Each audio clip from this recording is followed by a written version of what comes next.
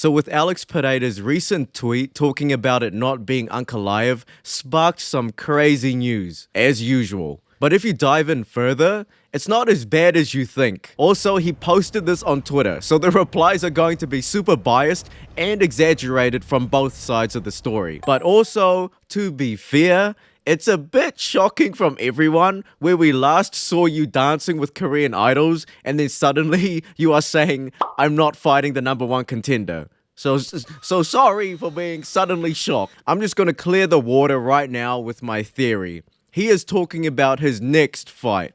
Alex fights a lot, so I'm assuming his next opponent is going to be not Ankalaev. It's not like he's never gonna fight Ankalaev.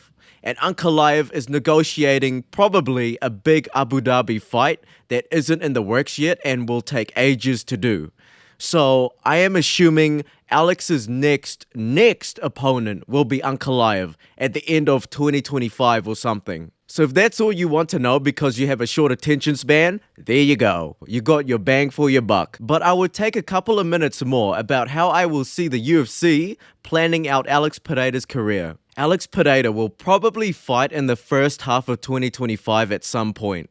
But it won't be Ankalaev. We all know how much Alex Pereira saved many cards this year. So I'm assuming so for 2025 as well. So I'm probably thinking he's going to have an actual scheduled fight for the first half of 2025. He's probably going to save a card halfway through the year. And then in the later quarter of 2025, it's the actual booked fight against Ankalaev. Probably. So who's the fighter in the first half? I have no clue, because Dana said Tom Aspinall versus John Jones will be a thing in 2025. So I can already rule out Tom Aspinall versus Alex Pereira. People have been saying Alex will go down to middleweight to get his belt back. Silly Twitter. silly Twitter. But yeah, let's think about it for more than 1 second. Come on. Look at this dude now compared to when he was a middleweight. No way he wants to kill himself back to middleweight. He's already got the stat of being a one-time UFC middleweight champion.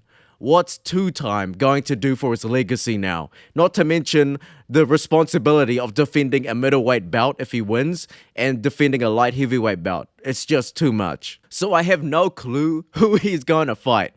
Unless we get the people what they want, and it's Alex Pereira versus Mario Batu. And Ankalaev, on the other hand, kinda has a point to be mad because he 100% deserves a title shot. But he isn't the champ.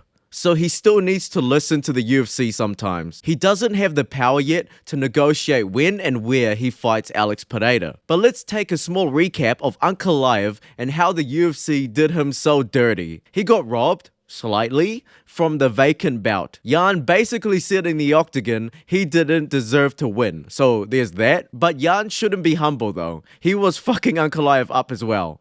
But a draw is still kinda crazy. Then he defends his ranking again, and not a title shot. He fights Johnny Walker. He gets a no contest, so his stocks goes down as a fighter. He finally gets it done later, but then defends his ranking once again with Rakic. And there will be a chance Ankalaev next fight might not be Alex Pereira too. You know, maybe the first half he could be desperate and book another fight. He might have another filler fight before the title shot. So that's defending his ranking like 4 times probably. Is he the most hated fighter from the UFC officials ever? It's not like he's boring. It's just that he's going to be a lot more boring than Alex Pereira if he beats Alex and becomes the champion. And you know the UFC by now, but they hate boring.